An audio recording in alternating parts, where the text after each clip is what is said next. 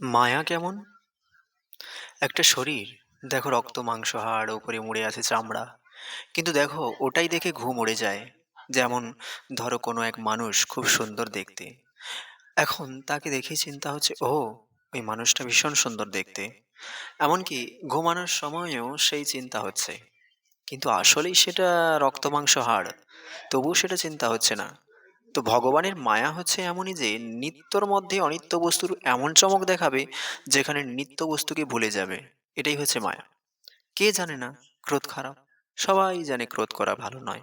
কিন্তু স্বয়ং নিজের যখন ক্রোধ আসে সেটাকে প্রয়োগ করে দিই, এ হচ্ছে মায়া। আমরা প্রায় দেখছি কারো না কারো মৃত্যু হচ্ছে, কিন্তু দেখেও এমন ভাবে নিজের জীবনটাকে তৈরি করছি যে কখনো মরবো না। অনেক বড় বাড়ি বানাচ্ছি আর ভাবছি চিরকাল থাকবো। এই যে ভাবনা, এসব ঘিরছে ভগবানের মায়া থেকে। মায়া কাউকে এমনি এমনি ভ্রমিত করে না বা মোহতে ফেলায় না। যখনই আমাদের ভাবনা নিত্য বস্তু ছেড়ে অনিত্য বস্তুর প্রতি আকর্ষিত হয়, তখনই মায়ার প্রভাব শুরু হয়। জীবাত্মা একটা শরীর পেয়েছে, কিন্তু সেই শরীরকে যদি আমি ভাবে আর তাতে যদি আকর্ষিত হয়, তবে তো মায়ার প্রভাব পড়বেই। তো শরীর পেয়েছি, ঘরবাড়ি পেয়েছি, সেটা পরিষ্কার রাখতে হবে। ঠিক আছে, যত্ন নিতে হবে, ঠিক আছে। কিন্তু এই জ্ঞানটাও তো থাকা উচিত যে শরীরটা একদিন ছাড়তে হবে, মরতে হবে। কিন্তু আমি আত্মা, শরীর ছাড়লে আমার গতি কি হবে? পরে কি জন্ম নেব? যদি এগুলো না ভাবি, শরীর পেয়েছি মানে ওটাই আমি ভেবে বিলাসিতায় ভোগবাসনায় যা খুশি করলাম, তবে তো মায়া ভ্রমিত করে রাখবে। নিজেকে জানতেই পারবে না। নিজেকে জানতে না পারলে পোশাকের যত্ন নিয়ে কি লাভ? থাকার জন্য ঘর বাড়িটা দরকার আছে, কিন্তু এটাও তো ভাবনা থাকা উচিত যে একদিন এ সাধের ঘরটা ছাড়তে হবে, কিন্তু ভাবি না। তাই সেই ঘর নিয়ে, ঘরকে সাজানো নিয়ে পুরো জীবনটা খুইয়ে দেওয়ার নাম হলো মায়ার দ্বারা ভ্রমিত হওয়া। তাই মায়া খুব কঠিন, একে পার করা যায় না। তবে যার মায়া, তার চরণ ধরে বসে পড়লে তবে উপায় হবে। দৈবী হিসা গুণময়ী মম মায়া দূরত্বয়, ভগবান শ্রীকৃষ্ণ বলছেন ভগবদ গীতাতে ৭ম অধ্যায় ১৪ নম্বর শ্লোকে।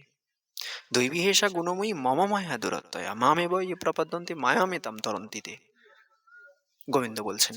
তো আমারই দৈবী মায়া ত্রিগুণাত্মিকা এবং তা দূরতিক্রমণীয়া। কিন্তু যারা আমাতে প্রপত্তি করেন তারা এই মায়া উত্তীর্ণ হতে পারেন। গোবিন্দ মায়াদেবীকে জড়া প্রকৃতি ৩টি গুণকে পরিচালনা করতে দিয়েছেন। আর ৩টি গুণের দ্বারা মায়াদেবী জীবকে প্রভাবিত করছে। আর জীব যখনই এই জড়জগতে পতিত হবে, তখনই সে মায়ার সাগরে ভাসবে। আর পুরো মায়ার জগৎটা ৩টি গুণের দ্বারাই একসময় সৃষ্টি হয়েছে, এখন তার স্থিতি আছে, আবার পরে বিনাশ হবে। আর এই ৩টি গুণেই জীব বদ্ধ দশায় রয়েছে। গোবিন্দ বলছে, আমার এই ত্রিগুণাত্মিকা মায়া অতিক্রম করে কেউ যেতে পারবে না। তবে হ্যাঁ, যারা আমার প্রতি শরণাগত হয় তাদের আমি হাত ধরে মায়ার সাগর পার করাবো। তাই গোবিন্দের প্রতি শরণাগতি নিয়ে আসতে আগে গোবিন্দের প্রতিনিধি শ্রী গুরুদেবের শ্রীচরণে আশ্রয় গ্রহণ করতে হবে। তবে অপ্রাকৃত জ্ঞান পাবো, নিত্য বস্তু কি সেটা বুঝতে পারবো, আর অনিত্য বস্তুর কার্যকারিতা কি সেটা জানতে পারবো। তো নিত্য জীবাত্মা অনিত্য শরীর ধারণ করে আছে, আর অনিত্য শরীর হলেও এই শরীর দ্বারা হরি ভজন করতে হবে, এটাই হলো এর কাজ।